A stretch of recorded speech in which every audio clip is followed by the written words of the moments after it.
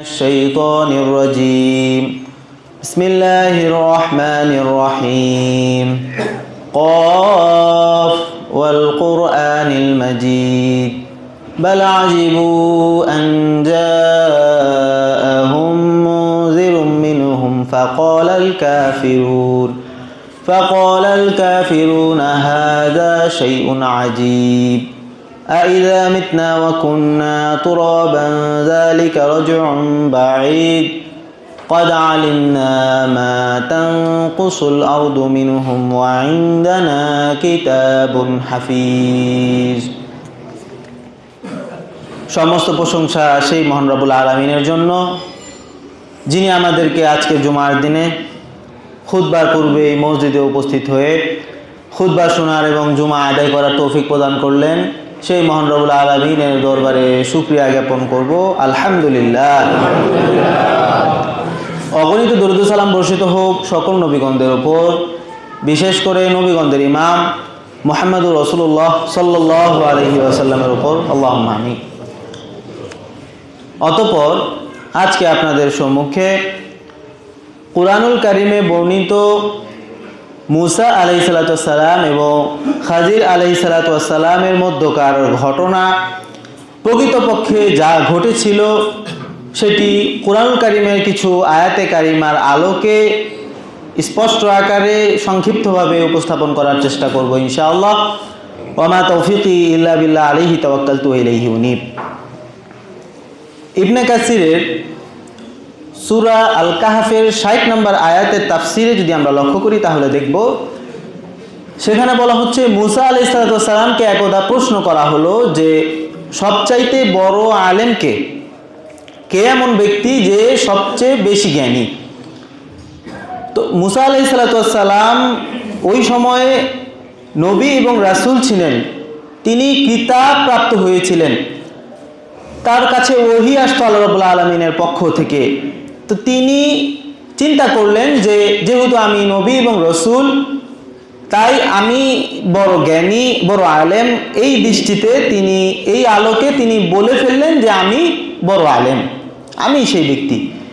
আল্লাহ রাব্বুল আলামিনের পক্ষ থেকে তখন সাথে সাথেই ঘোষণা চলে আসলো, জানানো হলো মুসা আলাইহিসসালামকে যে আপনি বড় আলেম নন, আপনার চেয়েও একজন বড় আলেম রয়েছে। আমার এক বান্দা এমন রয়েছে যে আপনার চেয়েও বড় যোগ্য আলেম। এই কথা শুনে মুসা আলাইহিস সালাম তিনি বিচলিত হয়ে পড়লেন। তিনি ভাবলেন যে কে হতে পারে সেই ব্যক্তি যে আমার চেয়েও বড় আলেম, যোগ্য আলেম, তার সাথে আমার যে কোনো মূল্যেই হোক সাক্ষাৎ করতেই হবে। তাই তিনি আল্লাহ রাব্বুল আলামিনের কাছে আবেদন জানালেন যে আমি কিভাবে ওই ব্যক্তির সাথে, আপনার সেই বান্দা যে আমার চেয়ে বড় আলেম, যোগ্য আলেম, তার সাথে আমি সাক্ষাৎ করতে পারি, আমাকে পদ্ধতি বলে দিন। তখন আল্লাহ রাব্বুল আলামিন মুসা আলাইহিস সালামকে বললেন যে তুমি একটি থলেতে একটি ভাজা মাছ নিবে এবং সেই মাছটি নিয়ে তুমি যাত্রা শুরু করবে। মুসা আলাইহিস সালাম তিনি দৃঢ় সংকল্প করলেন যে আমি যেভাবেই হোক সেই আলেম বান্দার সাথে আমি সাক্ষাৎ করতে যাব, এবং তিনি সাথী হিসেবে নিলেন ইউশা ইবনু নুনকে, সঙ্গী হিসাবে ইউশা ইবনু নুনকে নিয়ে তিনি যাত্রা শুরু করলেন।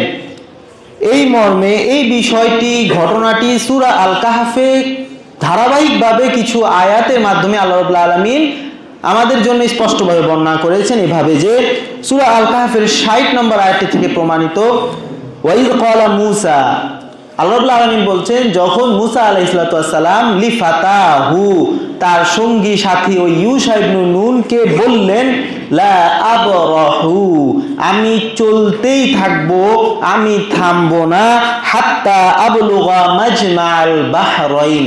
মাজমাল বাহরাইনি বলা হয় দুই সমুদ্রের সংযোগ স্থলকে, দুইটি সমুদ্র এক জায়গায় মিলেছে এমন স্থানকে বলা হয় মাজমাল বাহরাইন। তো মুসা আলাইহিস সালাম তার সঙ্গী সাথীকে বললেন যে আমি ততক্ষণ পর্যন্ত চলতে থাকব যতক্ষণ পর্যন্ত না আমি ওই দুই সমুদ্রের সংযোগ স্থলে পৌঁছিয়ে যাই। এর পরবর্তীতে সূরা আল কাহফের 61 নম্বর আয়াতে আল্লাহ রাব্বুল আলামিন বলছেন ফালাম্মা বালাগ, এখানে দ্বিবচনের সিগা ব্যবহার করা হয়েছে। দুজন বলতে এখানে মূসা আলাইহিস সালাম এবং ইউশা ইবনে নুন আলাইহিস সালামকে বলা হচ্ছে যে যখন তারা পৌঁছলেন মাজমা বাইনিহিমা, ওই দুই সমুদ্রের সংযোগস্থলে যখন তারা পৌঁছলেন, নাসিয়া হুতাহুমা, তারা উভয়ই ওই মাছটি, যে মাছটি তারা নিয়েছিলেন ওই মাছটির কথা তারা ভুলে গেলেন। আর ফাত্তাখাযা সাবিলাহু ফিল বাহরি সারাবা, আর মাছটি অলৌকিকভাবে ওই স্থানে সমুদ্রের মধ্যে সে জীবিত হয়ে গেল, অলৌকিকভাবে জীবিত হয়ে, আল্লাহ তাআলার কুদরতে জীবিত হয়ে সে ওই সমুদ্রের মধ্যখানে নিজের পথ করে সে লাফাতে লাফাতে চলে গেল। আর ওই স্থানটিতে মূসা আলাইহিস সালাম এবং ইউশা ইবনে নুন উভয়ই বিশ্রামের জন্য তারা অবস্থান করলেন। তারা বিশ্রাম গ্রহণ করলেন, ঘুমালেন। এর পরবর্তীতে সূরা আল কাহফের 62 নম্বর আয়াতটি থেকে প্রমাণিত ফালাম্মা জাওয়াজা, যখন তারা উভয়ই জাগ্রত হয়ে সামনের দিকে এগিয়ে গেলেন, ওই বিশ্রামের স্থান থেকে সামনের দিকে অগ্রসর হওয়ার পরে ক্বালা লিফাতাহু, মূসা আলাইহিস সালাম তার সাথী ইউশা ইবনে নুনকে বললেন আতিনা গাদা আনা, আমাদের খাবার যেই রয়েছে আপনার কাছে, যে মাছটি, ভাজা মাছটি, সেটি আপনি উপস্থাপন করুন, নিয়ে আসুন। লাকাদ লাকিনা মিন সাফারিনা হাযা নাসাবা, কেননা আমরা যে সফর, এই দীর্ঘ সফর আমরা অতিক্রম করেছি, পথ অতিক্রম করে এসেছি, এই সফরে আমরা ক্লান্ত পরিশ্রান্ত হয়ে গেছি, তাই আমাদের এবার কিছু খাওয়া দরকার, ক্ষুধা পেয়েছে। তো এবারে সূরা আল কাহফের 63 নম্বর আয়াতটি থেকে প্রমাণিত বলা হচ্ছে ক্বালা আরাআইতা, এবারে ইউশা ইবনে নুন তিনি বলছেন যে আপনি লক্ষ্য করেছেন কি, ইজ আওয়াইনা ইলা সখরাতি, যখন আমরা ওই পাথরটির কাছে বিশ্রাম নিচ্ছিলাম, পাথরটির কাছে আমরা যখন বিশ্রাম নিতে ঘুমিয়ে গেছিলাম, তখন ফাইন্নি নাসিতুল হুত, বলা হচ্ছে ইউশা বলছেন যে আমি মাছটির কথা ভুলে গিয়েছিলাম সেখানে, আর আমাকে ভুলিয়ে দিয়েছিল শয়তান। শয়তান এই মাছটির কথা ভুলিয়ে দিয়েছিল। ওয়াত্তাখাযা সাবিলাহু ফিল বাহরি আজাবা, আশ্চর্যজনকভাবে, অলৌকিকভাবে মাছটি সমুদ্রের মধ্যে দিয়ে চলে গিয়েছিল।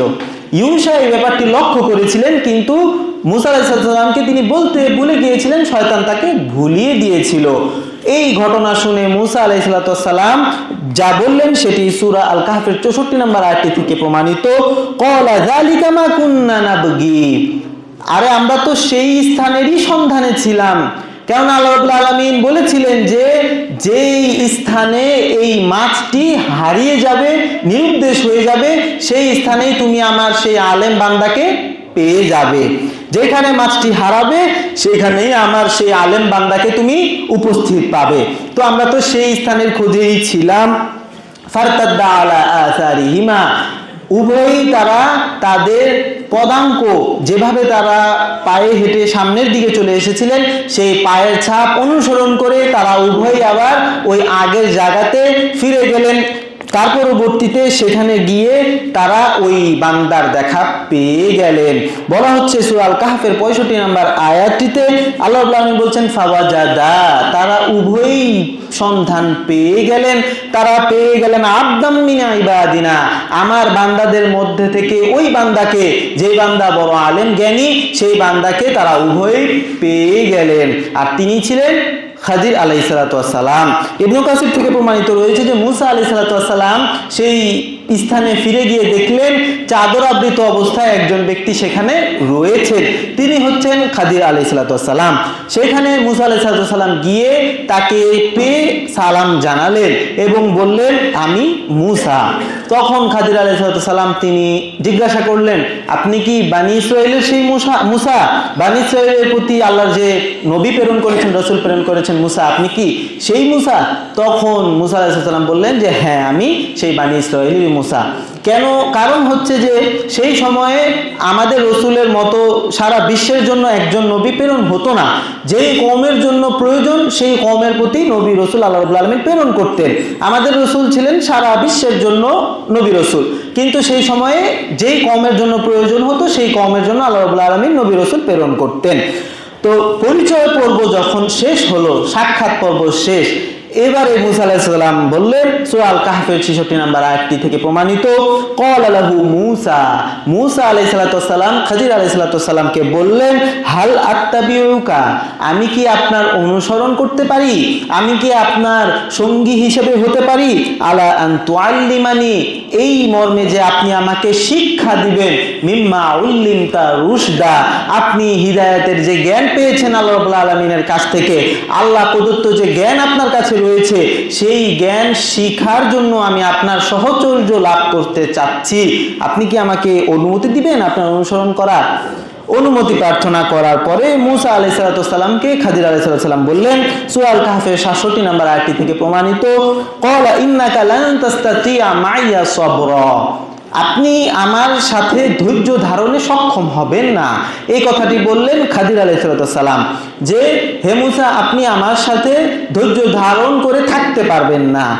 এই কথা শুনে মুসা আলাইহিস সালাম বললেন, সূরা আল কাহফের 69 নম্বর আয়াতটি থেকে প্রমাণিত, সাতাজিদুনি ইনশাআল্লাহ, মুসা আলাইহিস সালাম বললেন যে আল্লাহ চাহে তো আপনি আমাকে সাবিরান, বলা হচ্ছে ধৈর্যশীলদের মধ্যে আপনি আমাকে অন্তর্ভুক্ত হিসেবে পাবেন, আমি অধৈর্য হব না, আমি ধৈর্যশীলদের মধ্যে অন্তর্ভুক্ত হয়ে থাকব, ওয়ালা আসি লাকা আমরা, আমি আপনার কোনো বিষয়েরই আমি অমান্য করব না, আপনি আমাকে যা বলবেন আমি তাই পালন করব, কোনো নির্দেশের আমি অমান্য করব না। তো এই কথা শোনার পরে খাদির আলাইহিস সালাম বললেন যে যদি আপনি আমার সাথে থাকেন তাহলে আপনাকে একটি শর্ত পালন করে চলতে হবে, এই শর্ত ভঙ্গ করা চলবে না। সূরা আল কাহফের 70 নম্বর আয়াতটি থেকে প্রমাণিত, ক্বালা, খিজির আলাইহিস সালাম তিনি বললেন, ফাইনিত্তাবাতানি, যদি আপনি আমার অনুসরণ করতেই চান, ফালা তাসআলনি, তাহলে আমার অনুসরণ করতে হলে শর্ত হচ্ছে আপনি আমাকে কোনো প্রশ্ন করতে পারবেন না, আন শাইইন, কোনো ব্যাপারে, আমি কেন একটি কাজ করলাম, আমি কেন একটি কাজ করলাম না, এই ধরনের কোনো প্রশ্ন উত্তর আপনি আমার সাথে করতে পারবেন না, হাত্তা উহদিসু লাকা মিনহু যিকরা, যতক্ষণ পর্যন্ত আমি আপনাকে সে ব্যাপারে কোনো কিছু না জানিয়ে দিই, আমি আপনাকে না জানানো পর্যন্ত আপনি আমার সাথে কোনো ধরনের কোনো প্রশ্ন উত্তর করতে পারবেন না, এটাই শর্ত। মুসা আলাইহিস সালাম ভাবলেন যে এ আর কেমন কঠিন শর্ত, মেনে নিলাম, ঠিক আছে আমি প্রশ্ন করব না, তাও আমাকে আপনার সাথে সহচর্য হিসেবে রেখে নিন, আমাকে আপনার অনুসরণ করার জন্য সুযোগ দিন। শর্ত যখন মুসা আলাইহিস সালাম মেনে নিলেন, তখন খাদির আলাইহিস সালাম এবং মুসা আলাইহিস সালাম তারা উভয়ই আবার যাত্রা শুরু করলেন। এই মর্মে সূরা আল কাহফের 71 নম্বর আয়াতটি থেকে প্রমাণিত, ফানতালাকা, আল্লাহ রাব্বুল আলামিন বলছেন যে মুসা আলাইহিস সালাম এবং খাদির আলাইহিস সালাম তারা আবার উভয়ই চলতে শুরু করলেন, হাত্তা ইজা রাকিবা ফিস সাফিনা, বলা হচ্ছে যে তারা উভয়ই নৌকার কাছে চলে আসলেন এবং নৌকায় তারা আরোহণ করলেন।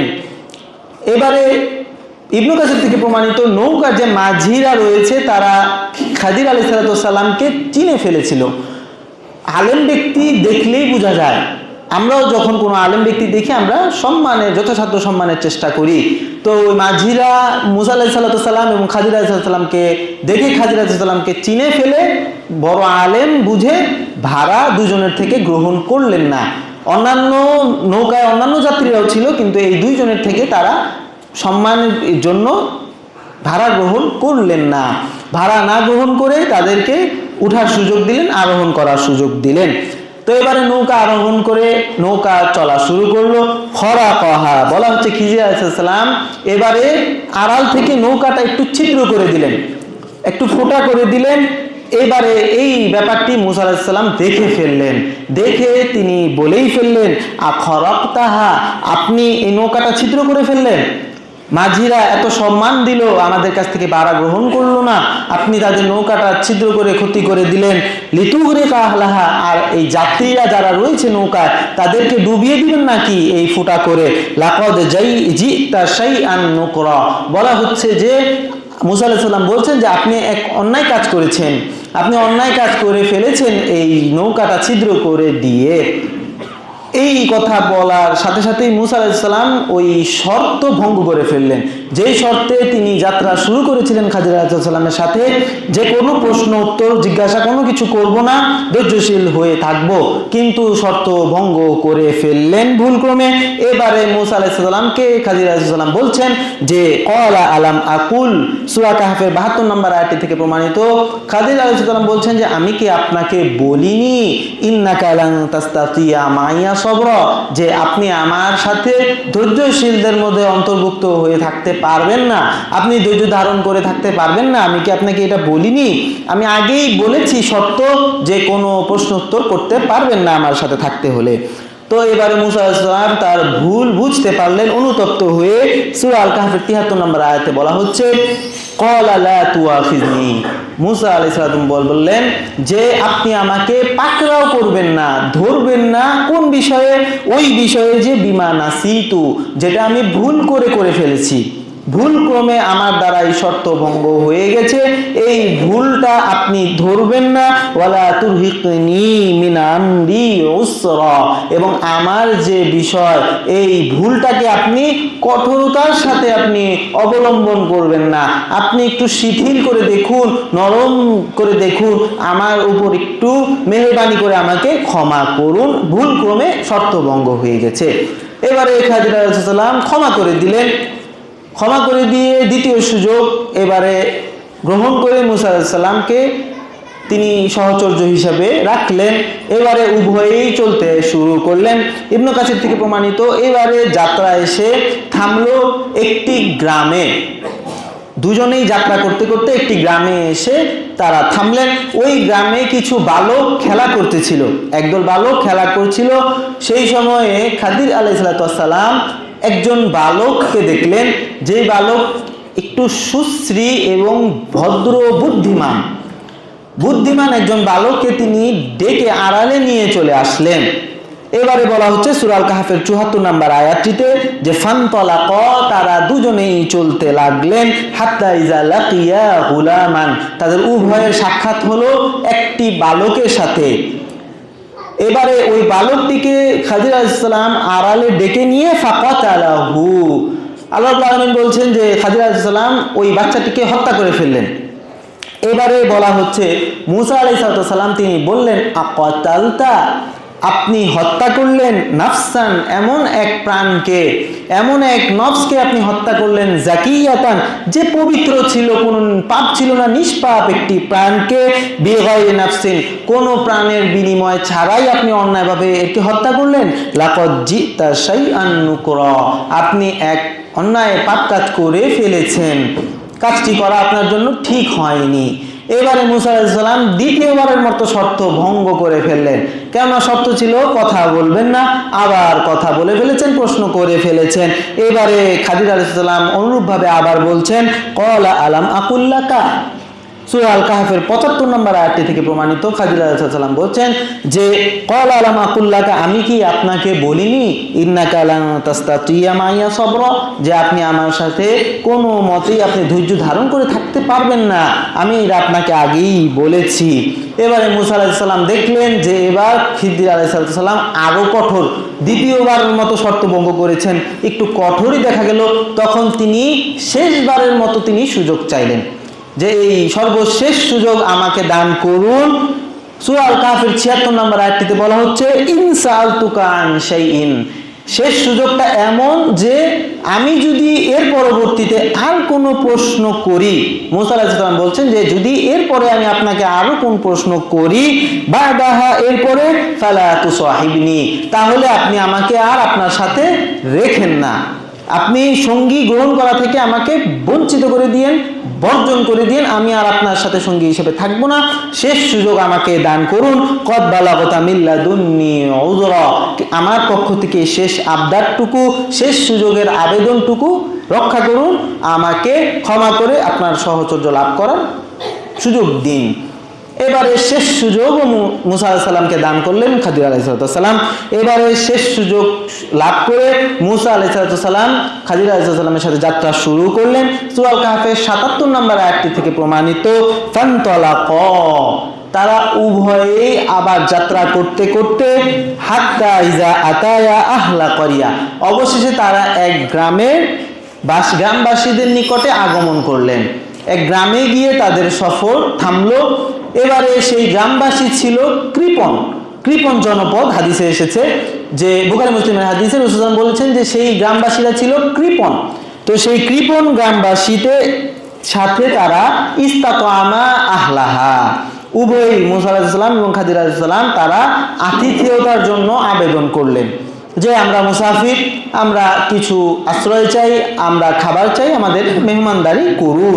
আবেদন জানানোর পরে ফাআবাউ আন ইউযাইফুহুমা, ওই গ্রামবাসীরা, কৃপণ গ্রামবাসীরা, তারা এই আতিথেয়তা জানানোর ক্ষেত্রে তারা অস্বীকৃতি জানালো। তারা অস্বীকার করে দিল, সাফ জানিয়ে দিল যে আমরা আপনাদের কোনো আমরা সাহায্য করব না, আমরা আপনাদের কোনো আতিথেয়তা মেহমানদারি করব না। এবারে সূরা আল কাহফের ৭৭ নম্বর আয়াতটি থেকে প্রমাণিত, ওই গ্রামেই মুসা আলাইহিস সালাম এবং খিজির আলাইহিস সালাম একটি দেয়াল দেখতে পেলেন। বলা হচ্ছে ফাওয়াজাদা ফিহা জিদারান, ফাওয়াজাদা, তারা উভয়ই মুসা আলাইহিস সালাম এবং খাজির আলাইহিস সালাম তারা উভয়ই ফিহা, ওই গ্রামে জিদারান, একটি দেয়াল দেখতে পেলেন, যেই দেয়ালটা একদম পড়ে যাবে, একদম একটা দুর্বল দেয়াল, যেই দেয়ালটা আর কিছু হলেই পড়ে যাবে, ভেঙে যাবে, এরকম একটা দেয়াল দেখতে পেলেন। সেই সময়কার মাটির বাড়ি ঘর ঝড় বাদলে ভাঙতে ভাঙতে শুধুমাত্র একটি দেয়াল অবশিষ্ট আছে, কোনো মতে দাঁড়িয়ে আছে, কিছু হলে ভেঙে পড়ে যাবে এমন একটি দেয়াল দেখে খাদির আলাইহিস সালাম তিনি সংকল্প করলেন, ইচ্ছা করলেন যে ইউরিদু আইয়ান কব্বা, এই দেয়ালটিকে তিনি সুন্দরভাবে আবার সুদৃঢ়ভাবে দাঁড় করিয়ে দিবেন। তিনি কাজে লেগে পড়লেন দেয়াল ঠিক করে ফাআকামা, বলা হচ্ছে কথা অনুযায়ী, সংকল্প অনুযায়ী তিনি সম্পূর্ণভাবে ঠিক করে দিলেন সেই দেয়ালটি। এবারে এই কাজ দেখে মুসা আলাইহিস সালাম বলে ফেললেন, লাউ শিতা লাত্তাখাযতা আজরা, আপনি চাইলে এই কাজের পারিশ্রমিক আপনি গ্রহণ করতে পারেন। এই গ্রামবাসীর কাছ থেকে, ঘরের মালিকের কাছ থেকে আপনি চাইলে পারিশ্রমিক গ্রহণ করতে পারেন। এরই মাধ্যমে মুসা আলাইহিস সালাম শেষ সুযোগও হারিয়ে ফেললেন, কথা বলে ফেলেছেন, প্রশ্ন করে ফেলেছেন। তাই এবারে সূরা আল কাহফের ৮ নম্বর আয়াতে প্রমাণিত, খাদির আলাইহিস সালাম বলছেন যে হাযা ফিরাকু বাইনি ওয়া বাইনিক, এই শেষ সুযোগও আপনি হারিয়েছেন, তাই এবার আপনার সাথে আমার সম্পর্ক হচ্ছে এইখান থেকেই, আপনি আমার আর সহচর্য লাভ করতে পারবেন না। আপনার কথা অনুযায়ী শেষ সুযোগ ছিল, শেষ সুযোগ হারিয়েছেন, এবার আপনার আমার মাঝে সম্পর্ক হচ্ছে, কিন্তু যাওয়ার আগে সাউনাব্বিউকা বিতাউইলি মা লাম তাস্তাতি আলাইহি সবরা, যাওয়ার আগে আমি আপনাকে ব্যাখ্যা বলে যাব, আপনি যে বিষয়ে আপনি ধৈর্য ধারণ করতে পারেন নাই, যে প্রশ্নগুলোতে আপনি ধৈর্য ধারণ করতে পারেননি, প্রশ্ন করে ফেলেছিলেন, সেইগুলোর ব্যাপারে আমি আপনাকে বিস্তারিতভাবে জানিয়ে দিয়ে যাব, ব্যাখ্যা জানিয়ে দিচ্ছি। এবারে খাদির আলাইহিস সালাম উত্তর বলা শুরু করলেন। প্রথম প্রশ্ন যেটা মুসা আলাইহিস সালাম করেছিলেন যে ওই নৌকা কেন ছিদ্র করলেন, এই উত্তরে বলতেছেন সূরা আল কাহফের ৭৯ নম্বর আয়াতটি থেকে প্রমাণিত, আম্মাস সাফিনা, নৌকার বিষয়ে আপনি যে প্রশ্ন করেছিলেন, নৌকা কেন ছিদ্র করলাম, উত্তর হচ্ছে ফাকানাত লিমাসাকিন, সেই নৌকাটি ছিল দরিদ্রদের, গরিব লোকেরা সেই নৌকাটা চালিয়ে ইয়ামালুনা ফিল বাহরি, সমুদ্রের মাঝে, সাগরের মাঝে তারা জীবিকা নির্বাহ করত, জীবিকা অর্জন করত এই নৌকার মাধ্যমে। ফাওয়াতু আন আইবাহা, খাদির আলাইহিস সালাম বলছেন যে আমি চাইলাম সেই নৌকাটাকে একটু দোষযুক্ত করে দিতে। কার যেন একটা ঘড়ি বাজছে, কিছু একটা ঘড়ি বাজতেছে, ডিস্টার্ব হচ্ছে, ঘড়িটা অনুগ্রহ করে বন্ধ করুন। তো বলা হচ্ছে ফাওয়াতু আন আইবাহা, তো আমি সেই নৌকাটাকে ছিদ্র করলাম, আমি দোষযুক্ত করে দিলাম এই জন্য যে তাদের পিছনে ছিল ওয়াকানা ওয়ারাআহুম মালিকুন, বলা হচ্ছে ওই নৌকার পিছনে ছিল জালিম বাদশাহ, এক জালিম রাজা সেই নৌকার পিছনে ছিল। ইয়াখুযু কুল্লা সাফিনাতিন গসবা, বলা হচ্ছে যে ওই জালিম রাজা যা করতো সেটা হচ্ছে সুন্দর নৌকা দেখলেই জোরপূর্বক জবরদস্তি করে নৌকার মালিকের কাছ থেকে নৌকা ছিনিয়ে নিত। তো সেই জন্য আমি নৌকার মাঝে একটু খুঁত করে দিয়েছিলাম, ছিদ্র করে দিয়েছিলাম, যাতে করে ওই মালিক এররা রাজার হাত থেকে বেঁচে যায়, তাদের নৌকা যেন তারা জোর করে ছিনিয়ে নিয়ে না যায়, এই জন্য আমি কাজটি করেছিলাম।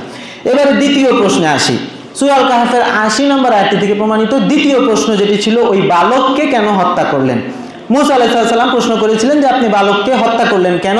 সেই উত্তরে খাদির আলাইহিস সালাম বলছেন যে ওয়াম্মাল গুলামু, আর ওই বালকের হত্যার যে ব্যাপারটি সেটি হচ্ছে ফাকানা আবাওয়াহু মুমিনাইনি, তার পিতা মাতা উভয়ই ছিলেন ইমানদার ছিলেন।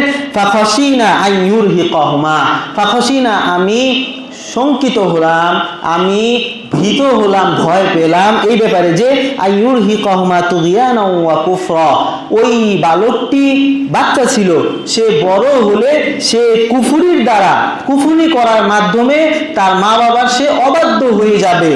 মা বাবা মুমিন ইমানদার ছিলেন, বাচ্চা কুফরি করার মাধ্যমে মা বাবার অবাধ্য হবে, তাদেরকে তিলে তিলে কাঁদাবে, কষ্ট দিবে, এই কারণে আমি বাচ্চাটিকে হত্যা করেছিলাম। এবং এর সাথে সাথে আরো একটি সুন্দর দোয়া খাদির আলাইহিস সালাম ওই শোকাহত মা বাবার জন্য করেছিলেন।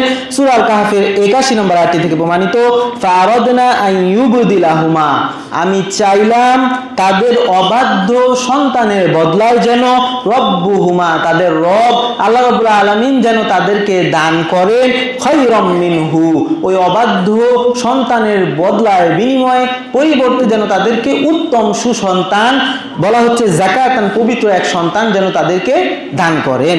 এই দোয়া খাদির আলাইহিস সালাম ওই শোকাহত মা বাবার জন্য করেছিলেন।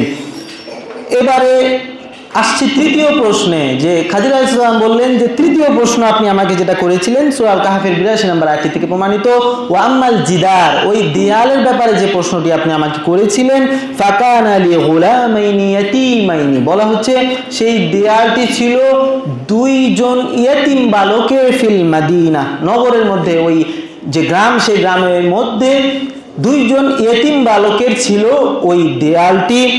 এক সময় ঘর ছিল, ভাঙতে ভাঙতে একটি মাত্র দেয়াল অবশিষ্ট আছে। ওয়াকানা তাহতাহু কানজুল লাহুমা, আর ওই দেয়ালের নিচেই রয়েছে ওই দুই ইয়েতিম বালকের ধন সম্পদ। আগের জমানায় ব্যাংক ছিল না, এভাবে মাটির নিচে পুঁতে রাখতে হতো ধন সম্পদগুলো। তো বলা হচ্ছে ওয়াকানা আবুহুমা সলিহা, তাদের বাবা যিনি ছিলেন তিনি ছিলেন একজন সৎ লোক, ভালো লোক। তো সেই সৎ লোকের যে দুইজন সন্তান তারা ইয়েতিম, তো সেই সন্তানের যে ধন সম্পদগুলো সেগুলো মাটির নিচে ওই দেয়ালের নিচে ছিল। তো ফারাদা রব্বুকা, আপনার প্রভু আপনার রব চাইলেন কি আইয়াবুলুগা আশুদ্দাহুমা, যে যখন তারা প্রাপ্তবয়স্ক হয়ে যাবে, তারা যখন যৌবনে উপনীত হয়ে যাবে, ওয়াস্তাখিজা কানজাহুমা, তারা তাদের যে সম্পদ ধন সম্পদ যে রয়েছে সেগুলোকে তারা নিজেরাই এসে উদ্ধার করে নিয়ে যাবে। দেয়ালটি যদি অবশিষ্ট না থাকে, ভেঙে পড়ে যায়, তাহলে তারা চিনতে পারবে না তাদের ধন সম্পদটা কোথায় আছে, এবং সেগুলো অরক্ষিত অবস্থায় পড়ে থাকবে, চুরি ছিনতাই হয়ে যাওয়ার আশঙ্কা থাকবে। তাই আমি সেই দেয়ালটিকে আবার সুদৃঢ় করে পোক্ত করে নির্মাণ করে দিয়েছিলাম, যাতে করে তারা যৌবনে উপনীত হয়ে আবার তারা এসে সম্পদগুলোকে উদ্ধার করে নিয়ে সচ্ছলভাবে জীবনযাপন শুরু করতে পারে। এর সাথে সাথে খাদির আলাইহিস সালাম আরো বললেন ওয়ামা ফালতুহু আন আমরি, এই যে কার্য সম্পাদিত হলো, যা এই তিনটা কাজ, এই নৌকার ব্যাপার, এই বালককে হত্যা করার ব্যাপার এবং এই যে দেয়ালের ব্যাপার, এই তিনটি ব্যাপারই আমি আমার নিজ থেকে কিছু করিনি, আল্লাহ রাব্বুল আলামিনের নির্দেশক্রমে আদেশক্রমে আমি করেছি। আমার নিজস্ব কোনো হিকমত এগুলো নয়, আল্লাহ রাব্বুল আলামিনের আদেশক্রমে নির্দেশক্রমে আমি করেছি। ওমা ফালতুহু আন আমরি যালিকা তাউইলু, আর এটাই হচ্ছে উত্তর, এটাই হচ্ছে আপনার উত্তর মা লাম তাস্তি আলাইহি সবরা, যে ব্যাপারে আপনি ধৈর্য ধারণ করতে সক্ষম হননি, আপনি প্রশ্ন করে ফেলেছেন, সেই বিষয়গুলোর উত্তর এটাই। আমার উত্তর শেষ হয়েছে। এবার চুক্তি অনুযায়ী, কথা অনুযায়ী আপনি শর্ত ভঙ্গ করেছেন, শেষ সুযোগ ছিল, শেষ সুযোগ শেষ, এবার আপনাকে আমার বিদায় জানাতে হবে। এভাবে উভয়ের যে দিনই সফর, জ্ঞানমূলক সফর এখানেই সমাপ্ত হয়ে গেল। এই হচ্ছে সংক্ষিপ্ত ঘটনা। এবারে এই ঘটনা থেকে আমরা কি শিখলাম, কি জানলাম? এই ঘটনা থেকে আমরা প্রথমত যেটি শিখলাম সেটি হচ্ছে যে একজন জ্ঞানী, একজন আলেম, তার উপরে অবশ্যই আরেকজন যোগ্য আলেম হিসেবে আছেন।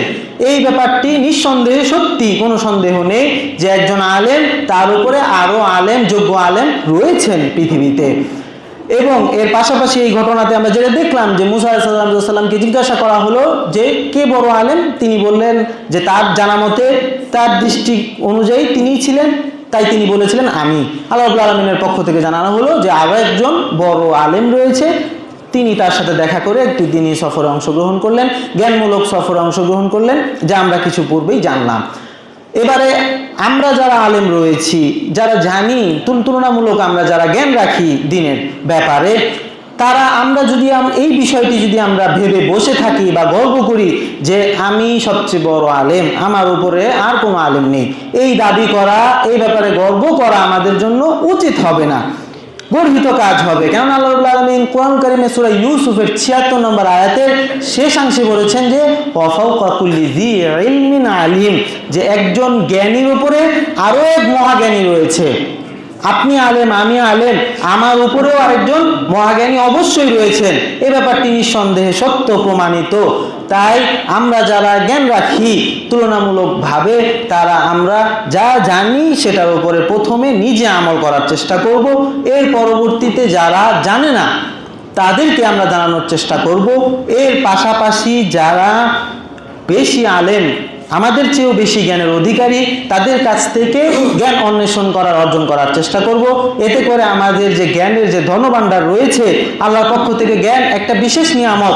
এই নিয়ামত, যেটা জ্ঞান আমাদের ধনভাণ্ডার রয়েছে, সেই জ্ঞানের আমরা জ্ঞানকে সমৃদ্ধশালী করতে সক্ষম হব এবং আমাদের জ্ঞান আরো প্রশস্ততা লাভ করবে। আল্লাহ রাব্বুল আলামিন আমাদের সকলকে সঠিক জ্ঞান অর্জন করে তদানুযায়ী আমল করার তৌফিক প্রদান করুন, আমিন। এবং এর পাশাপাশি কোরআনে বর্ণিত যে সকল ঘটনাগুলো রয়েছে সেইগুলো জেনে নিয়ে সেইগুলো থেকে শিক্ষা গ্রহণ করার তৌফিক প্রদান করুন, আমিন। ওয়া আখিরু দাওয়ানা আলহামদুলিল্লাহি রাব্বিল আলামিন। আকুলু কওলি হাযা আস্তাগফিরুল্লাহ লি ওয়া লাকুম ওয়া লিসাইরিল মুসলিমিন ইন্নাহু হুয়াল গফুরুর রহিম।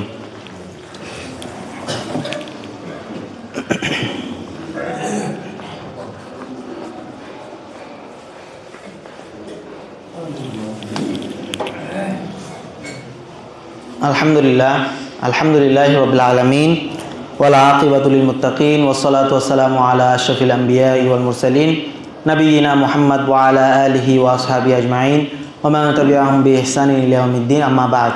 ফাআউযু বিল্লাহি মিনাশ শাইতানির রাজীম। বিসমিল্লাহির রাহমানির রাহিম। ইন্নাল্লাহা ওয়া মালাইকাতাহু ইউসাল্লুনা আলান নবী يا أيها الذين آمنوا صلوا عليه وسلموا تسليما اللهم صل على محمد وعلى آل محمد كما صليت على إبراهيم وعلى آل إبراهيم إنك حميد مجيد اللهم بارك على محمد وعلى آل محمد كما باركت على إبراهيم وعلى آل إبراهيم إنك حميد مجيد। দোয়ার আবেদন এসেছে আব্দুস সালাম, তিনি বলেছেন যে ওনার শারীরিক অবস্থা ভালো না।